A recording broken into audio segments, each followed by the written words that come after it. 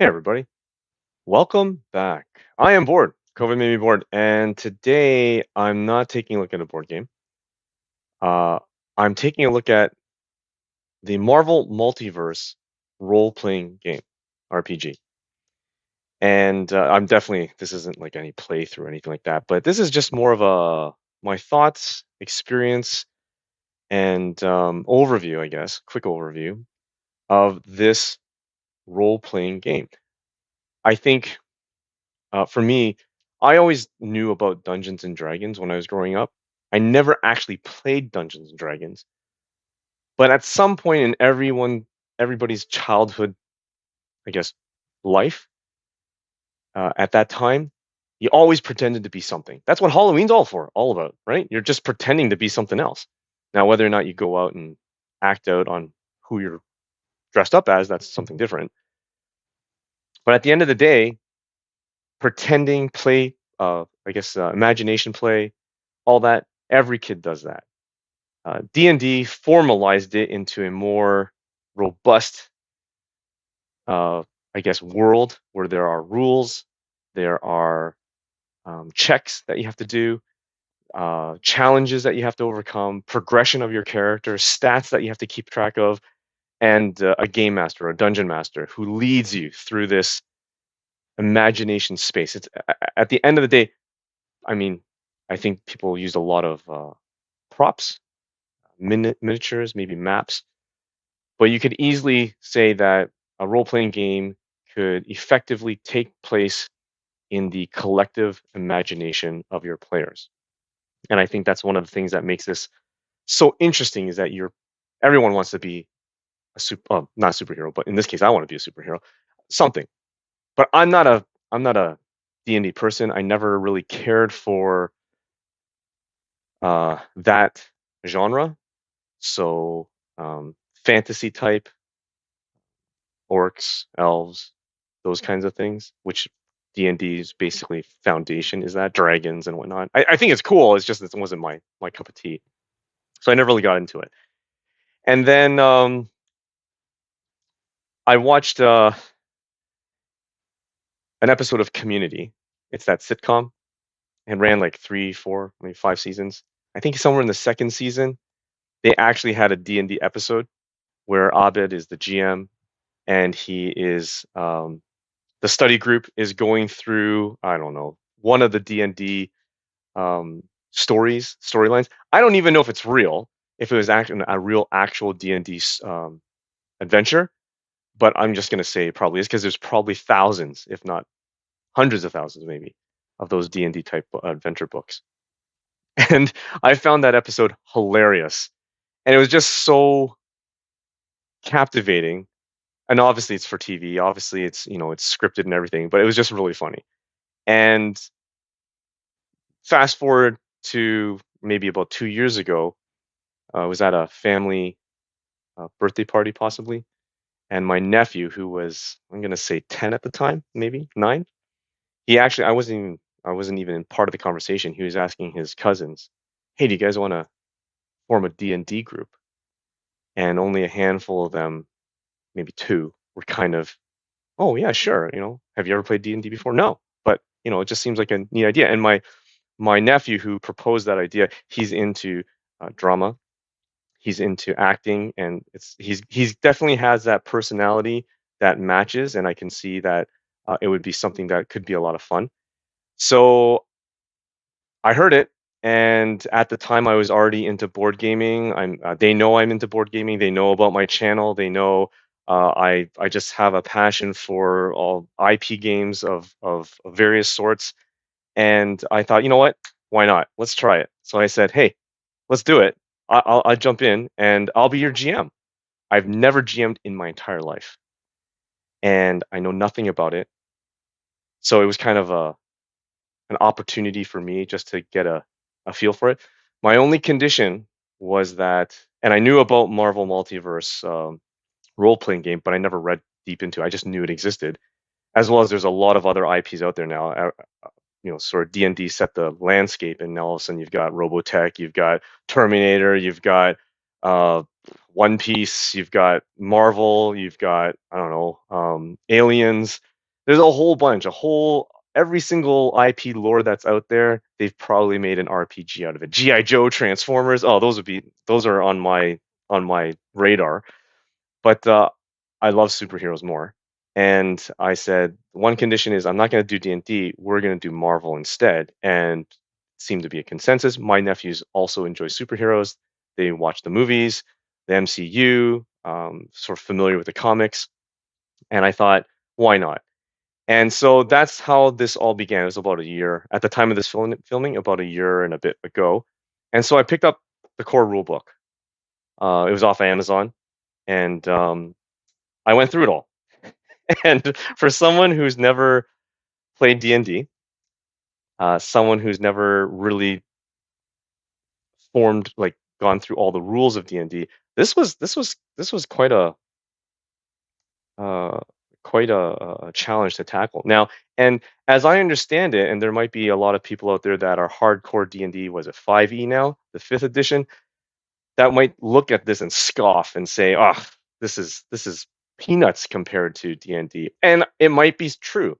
But for someone like me who has no experience as a GM, no experience in role-playing games, no experience in the rule set and uh, combat checks and whatnot, this was actually a really great entry. And I think if you're obviously my motivation was to form a so-called D&D or RPG group with my nephews and sort of enable an opportunity for this kind of RPG that I've never experienced before, and neither have they.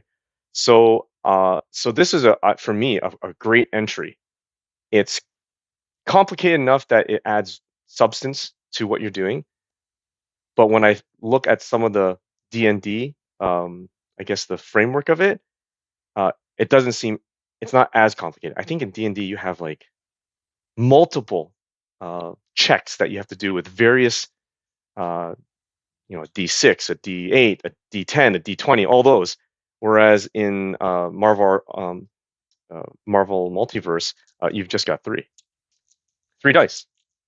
Uh, Two of them, standard 1 to 6, standard D6, and then you have the special. I think this is not necessarily gimmick, but it actually uh, it actually makes a difference when you're playing. Is the Marvel die, where you have values. The Marvel die is actually in the place of 1, but its actual value is 6, and it goes all the way up to 6. So you technically have two sixes on this die. And what makes it so unique is when you do get the Marvel result, if you're doing a check. So you roll the dice for a check.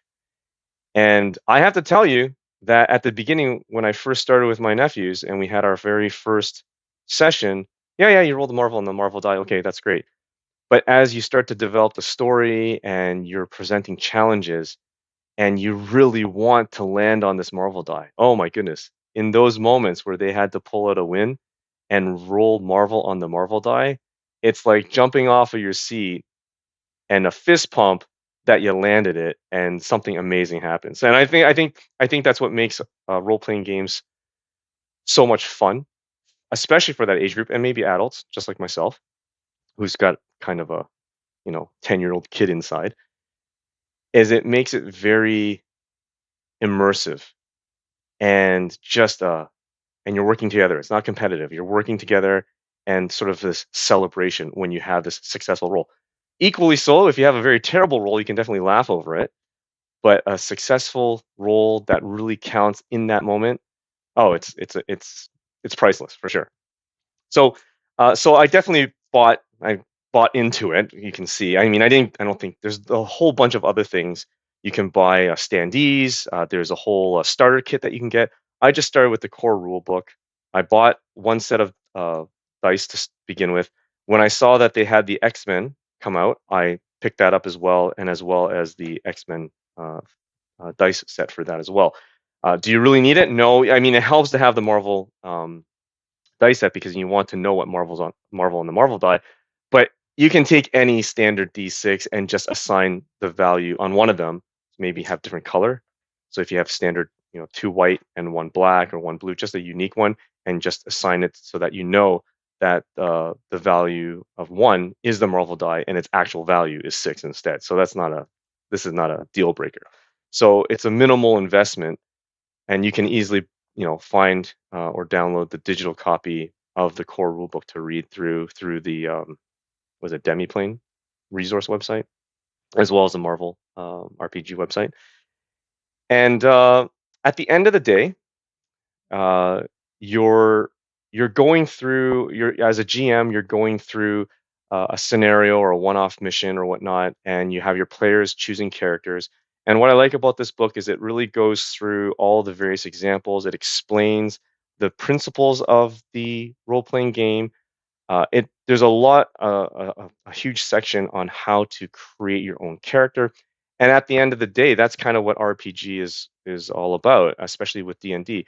You're starting with sort of this low level, um, in Marvel terms, rank 1, but you're trying to earn experience to gain your way up to unlock new powers, new abilities, and just makes you stronger. And there's this progression that I think the most appealing part of D&D and of this particular series. So a lot of attention is put into how do you develop your character and what various terms mean. And there's just so much in here, so many definitions, so many abilities that you have to know, so many rules in terms of what kind of character can have what power. It all depends on, what traits you give them, and you're limited in terms of the number of traits or tags or origin tags that you give them. And I think it's just so fascinating. But it's very, for me as a newcomer to this kind of tabletop role playing game, it's a little bit overwhelming. So my first run at this was just to give my nephews a straight out character from the book. And fortunately, it has a tremendous number of great pre-made characters in here that you can just go with. And they all have their stats. And in the book, it explains it. You've got a certain rank, which obviously allows you to have certain number of abilities. Your abilities are based on what type of character you are. If you are a sorcerer like Doctor Strange, or if you're a hand-to-hand combat melee person like Captain America, or you're into tech like Iron Man, those specific traits that you have will dictate the kind of powers that you can choose from and what you can have depending on your rank. You're also given health, there's focus, you have a quick biography, which doesn't really do anything for the gameplay itself, but helps establish, again, the role playing aspect of it. The more you know your character, the more you can sort of immerse yourself and be that character in the game. Then you have the Marvel abilities. So I think they've purposely created this kind of nice to play on the word Marvel. So melee, agility, resilience, vigilance, ego, and logic are your 6 ability traits that you have, and you have a certain value that you can assign to it as you, I guess, depending on your rank. So the higher the rank, the more, I guess, ability points that you have. Again, these are all pre-generated character sheets, but as you create your own character, you would be given, depending on your rank, a certain number of abilities, and you can assign it and distribute those points as you see fit. And then there's a whole slew of calculations based on what you do that would dictate your defense score. And that is when things happen against you, what is sort of your target number that has to be achieved in order for you to either survive it or not survive it. And then you have items that are non-combat checks, and these are all values that are added to your roll. I'm gonna give a quick demonstration after. And then you've got your damage that you can do if it's a combat damage, where you use the Marvel die, its value with a multiplier and an ability score to get your total amount of damage that you can do. And what makes it a bit more, I'm not going to say complicated, but just a bit more robust, is that certain certain enemy characters, villains. There's not just heroes in here; it's also villains. They might have damage reduction. They might have certain things that absorb damage. So it's not whatever you get out of your damage you're just going to inflict. You also have to take in consideration your target as well. So the rule book, and you'll see here, for Deadpool, he's got all the powers listed here, and it's all referenced in the book in terms of what those powers are and what they do. I'm not going to go through it. This is not a video about going through every single little detail. This is something that I feel, even for me, was overwhelming to understand. And I'll tell you something, as I think this video is more for someone who's never been a GM before, someone who's knows a bit about sort of D&D role-playing games, but never really sunk their teeth into it, or maybe never had an opportunity to try it out. But if you're like me and you've got some younger nephews who are into superheroes and they grew up doing pretend play like every other child does, this is something totally worthwhile to like get into and just try out. And for me, with these resources was more than enough to get me going. And at the end of it all, the most important part for me as a GM was coming up with a story. And I'll tell you something that's really interesting is that there is, I came across a YouTube channel called the Glass Cannon Network. And I forgot his name, something Laval. Um, he was a huge D&D player. He had a buddy. They decided to form this, I guess, this D&D YouTube channel, and it's become this big YouTube channel thing where they go to Comic Con, they go to all the other events, and literally just play, and they go from not just Marvel RPG, but all the other types of RPGs out there. That I have no idea what those are, but they do it on their podcast, on their YouTube channel. And I watched one, and that's where it just sold me. It was just so interesting, and obviously because I think they're sponsored by Marvel, um, and they even have someone who actually works at Marvel that's part of their um, frequent playing group, and it's just so cool. I could watch it over and over again, not only from the storyline that's been created, but just how everyone interacts, how they do role playing, what kind of ideas that they come up with, and sort of what as the GM's role, what are the boundaries and the freedom that they have in terms of their imagination. And it's really fantastic. So if you ever have time to watch it, if you haven't already, and there's lots of other people out there, YouTube channels that do D&D live streams and stuff like that. But I just so happened to land on the Glass Cannon Network, and because it was very applicable, and I was looking for inspiration, that was one of the inspiration points for me. And it also helps if you watch a lot of for me, and I know it's completely the wrong universe, but a lot of the DC animated movies, I love them. And you could easily draw so many great storylines and incorporate that into this. I don't read a lot of comic books, so I don't know anything except for what I see on the MCU. I don't know much about, Secret Wars or any of the other major story arcs in the Marvel universe. Um, Aside from what I've seen through animated TV shows or in the Marvel Cinematic Universe. So um, those are great starting points if you're looking for, I guess, source material. If you're not a comic book collector and you don't know a lot, definitely you can defer to the movies and you just add your own flavor to it. So for this, it was just great. And when you're, sort of doing your checks, you're depending on what you're doing, your abilities may either be melee or a range attack, and or it could be if you're like Doctor Strange, it might be an ego attack or something that's relatable to your character's personality, and you'd be rolling the die, your three dice or your three dice, you add the value, and then you add on top of that your ability score to see if you meet a target number. So if you're attacking an enemy, it's whatever their defense value is. So for example, if I'm doing a melee attack and I roll the die and my melee ability score is 5, then I would have 18 as a total here. And if the opponent that I'm attacking has a defense value of 17, I've successfully dealt damage. It's a successful check.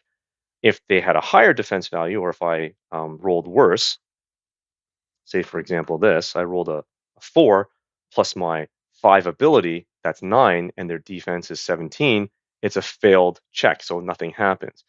And then when it comes down to the Marvel die, what's unique is that if you do happen to roll Marvel on the Marvel die, uh, you would consider this, or this would be considered a fantastic success. And fantastic success comes down to what something a bonus, something extra because you landed that Marvel on the Marvel die.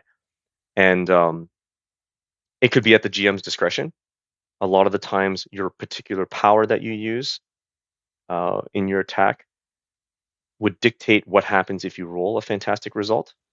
And it could be double the damage. It could be you inflict some kind of status effect like stun, or they're blinded or something like that. And all the terminologies in this book. And with the other books that they have out there, they just add more to it. It's just such a evolving and growing series, and I think it's great. And then there's also the ultimate fantastic, which my nephews have actually landed before, so it's hilarious. And those are the ones where you have those stand up fist pump moments. Is if you land the two sixes plus the Marvel die, this is considered an ultimate fantastic, which is just even more extraordinary. Something even greater could happen. So this this in itself has been a very enjoyable experience. But I have to tell you that, and I'm coming now from a new GM perspective, is that there's a lot of work coming up with a storyline. For my nephews and I, we just started, as of this summer, we started a new round. Just clean slate. I wanted something different. And typically, like the year before, I would just have them choose their favorite character, look at their stat sheet. I printed out all the reference for all the powers and abilities, and I said, "Here, go, and let's try it." And that's my mistake as a novice GM. It was overwhelming. Uh, Explaining the rules not too bad. Give a couple rounds, roll it for initiative, start the turn, describe what's happening. They get to choose if they want to have a combat or not. There might be some other elements that are non-combat that they want to try to solve. But it was just so overwhelming that all the powers just seemed to be forgotten because it's just too much information. So I decided that I would change it up this year. And what I did differently was I blanked out all these. For example, Captain America. I would blank out all his stats. Where is he? There's some great characters in here too. Like, and so many I don't even know about. Like, I'm not a huge Marvel fan. I don't know everything, but definitely I have a lot of favorites in here. Like Colossus and Iceman, they're some of my favorites. So we have Captain America here. So I basically have the digital version of this, and I blanked out all the stats. And what I did was everything. I kept all the powers, and what I did was I edited the digital sheet. And what I did was I put like small boxes beside each of the powers, as well as the traits and tags, and then I laminated it. And then what I did was then I for this year, something different was you can choose to be Captain America, but you're going to choose him as a rank one. And so there was a resource online, someone who made a sort of, I think, a Google sheet or something like that does all the calculations. It didn't really work for me, so I end up creating my own. Very minimal. It doesn't account for all the traits and powers that could modify it, so you have to sort of do a little bit of manual manipulation. But it will automatically calculate the defense score, your health, your focus, and all those in betweens, damage reduction and initiative modifier, because a lot of it is based on your initial ability score. I'm not going to go through all that. Again, this is just sort of a quick overview and my perspective as a novice GM. So I blanked it all out. I laminated it, and I said, you guys are going to start at rank one. You have 5 ability points. Every rank gives you 5 ability points. Assign it however you want, and then I'll tell you the calculations, and then we fill it out. And they would use a what do you call it? A dry erase marker, and they would just write it in. And then for every rank, you're allowed, I think, 4 powers that you can choose from. Certain powers are dependent on the rank that you're on, so you can't choose a certain power if it says it only is allowed on rank 4. So then I give them the ability, choose four, and they would put a little check mark or fill in the little square that's beside it, and that's their starting point. And then I would give them all the references for those powers, but they're really only focused on the four that they've chosen. So they really start to hone in on understanding those four powers rather than look at a long laundry list of 20 powers and have no idea what they do. And then we started with, a mission, and at the end of the mission, I would award them experience points, and that could be on a variety of things. It could be based on the number of enemies they defeated. It could be based on how well they worked as a team. It could be based on anyone who landed a Marvel on the Marvel die or an Ultimate Fantastic. It could be did they do something to help each other? Did they do something that required teamwork? There's so many things, and as a GM, it's completely at your discretion, and that's what makes it so great. Is there's no Your restrictions are based on stats, not your imagination. And with that, I would say at a certain threshold, and they don't know, but there'd be a certain threshold where, okay, you guys, you've ranked up. Now, the first time that they ranked up and they moved to rank two, I would have to say they were all ecstatic because nobody wants to sit at rank one forever. You're just some average human. And I know thematically it doesn't make sense. So if you think about Captain America at rank one, you know, in the rule book, it says a rank one is kind of like Phil Coulson, Nick Fury, maybe rank one. They're average humans. Captain America is not your average human. So, you have to be flexible. And for me, I just wanted to introduce the concept of gaining experience, the ability to rank up, and the agency to say, how do you want to distribute your points? What matters most to you based on what your missions have been so far?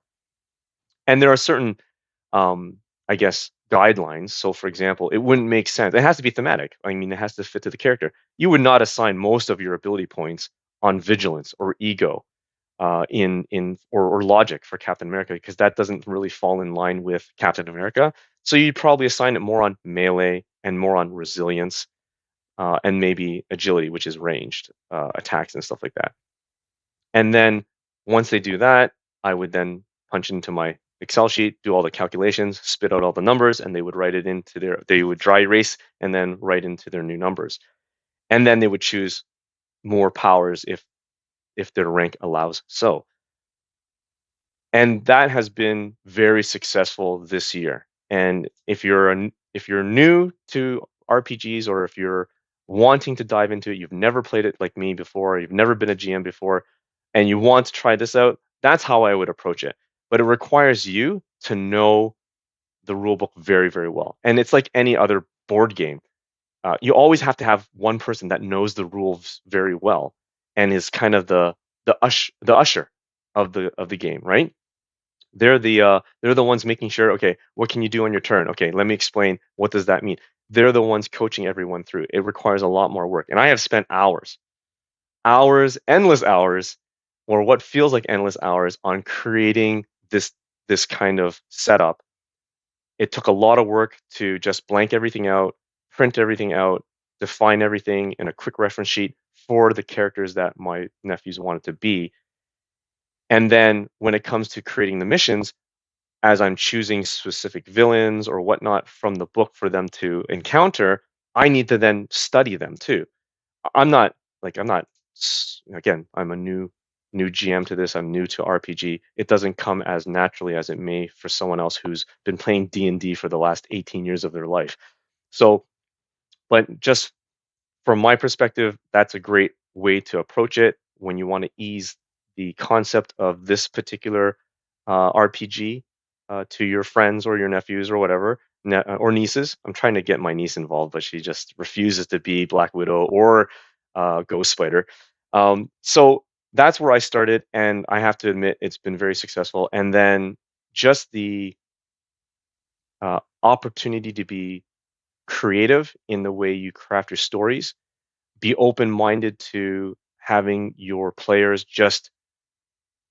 uh, just expand their imagination.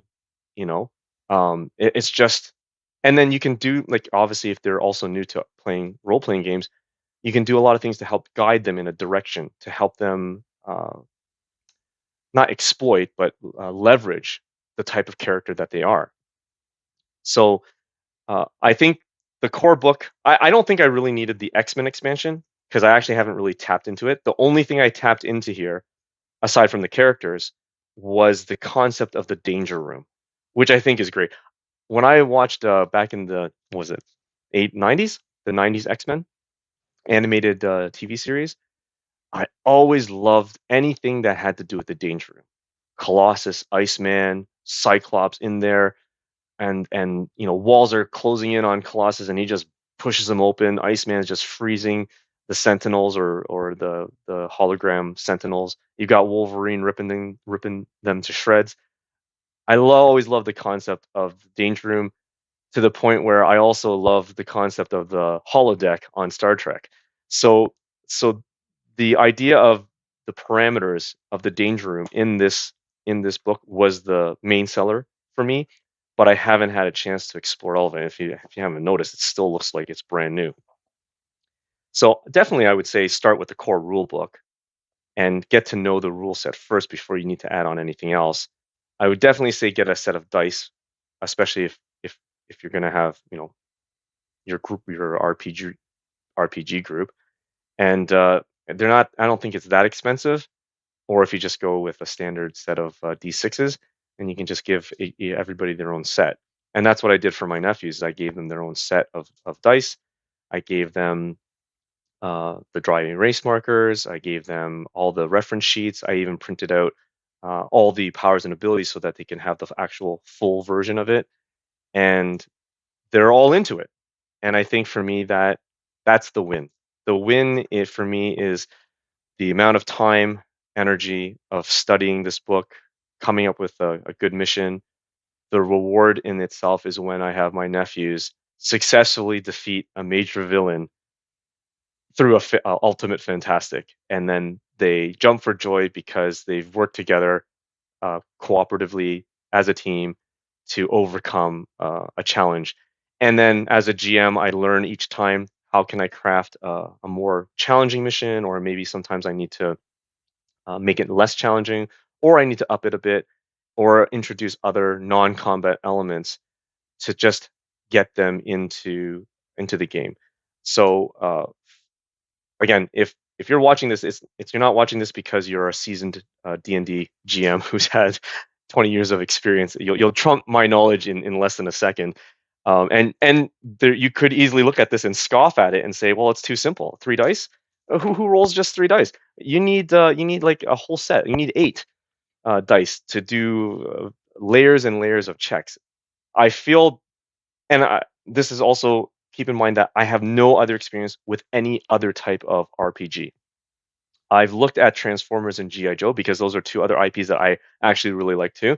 It's based on, I forgot what their it's Renegade Game Studios. I forgot what their game system is called, but there's definitely more than three dice. And I don't think having three dice dumbs it down. At the end of the day, I don't want who I play with to spend time having to do multiple checks or remember, okay, if it's this check, you use this die. If it's this check, you use that die. This is very streamlined. Three dice, and the one that matters the most is this one. And knowing your powers and having sort of the imagination of getting through whatever scenario or mission that you've set up for them, that's the reward. The journey there is one thing, but the being part of it and the experience, if it's clean, straightforward, and easy to catch on, that's a win. I'm not knocking D&D. It's a robust system for a reason, and it's lasted decades for a reason. But for me, I love superheroes. I am not well versed in D&D or as a GM, so this was a very good starting point for me in this world with my nephews. And I've already planted the seed of the idea to my daughter, who is now 8 years old, that uh, this could be something that I would definitely dumb this down a lot more. I mean, just very simple. She doesn't have to memorize all the powers. I can just tell her pick a couple powers that you think this character does, and start from there. And shortly after, I'm sure my son will be in this, so I can see a long road with this with my kids. My nephews, they're getting into their teenage years. Don't know if they'll continue doing this with me, but I'm hoping that after this, I created what I feel is a very uh, engaging story arc. I'm not revealing it now because if my nephews watch this, it gets everything spoiled. But at some point down the road, I really want to sort of outline all the work that was put into it and all the ideas I had, the inspiration. And I'm not unique. There's lots of people, online forums, Facebook groups that are talking about all their fantastic ideas and successful missions that they've created, one-off missions, story arcs that they've created based on because they're comic book lovers, based on comic books that they've read and they just want to bring it to life. So yeah, so if you're sort of considering, maybe had the same experience, heard the term RPG thrown out there, you love superheroes, you want something that's a bit more easy to slide into, not a huge hurdle in terms of barrier of entry. I think this is a good fit. And by all means, watch at least one of the videos you could watch is the Glass Cannon Network. Watch one of their Marvel RPG sessions. It's like I don't know, hour and a half, 2 hours long. If you watch, like, don't jump through it. You watch every minute of it. It just looks like a so much fun. And I think I would have a if I if I ever had that opportunity to be on with them to like participate, oh, I think I would have a blast. I don't even know these people, but they look like a fun group of people to play with. So, anyways, so there you go. That's Marvel Multiverse role playing game. A quick, just sort of overview, not going through heavily through the rules, but sort of from my perspective as a new GM, someone who's new to D&D, new to RPG, and had just that chance opportunity to look into it and introduce it to my nephews. So thanks for watching. Hope you enjoyed it. And until next time, stay bored.